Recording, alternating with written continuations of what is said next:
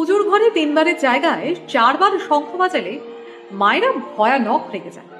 মা, কাকিমা, দিদিমা, জেঠিমা কেউ আজ পর্যন্ত কোনো দিন বলতে পারেননি কেন 3 বারের জায়গায় 4 বার শঙ্খ বাজালে তারা এত রিয়াক্ট করে। টেক ইট ফ্রম মি, আমি তোমাদেরকে বলছি একটা ছোট্ট পৌরাণিক ব্যাখ্যা।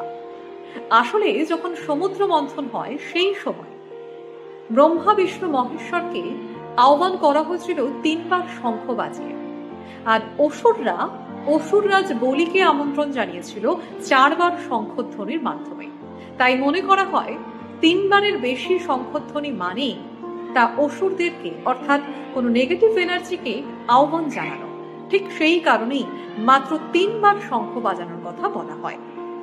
যদিও শঙ্খ 4 বারের জায়গায় 5 বার কিংবা 6 বার বাজালে এক্স্যাক্টলি ঠিক কি হয় সেই কারণটা বিজ্ঞান কিংবা পুরাণ কেউই আমার কাছে দিয়ে যায়নি। That's why I am uncapable to explain it. Please pardon me.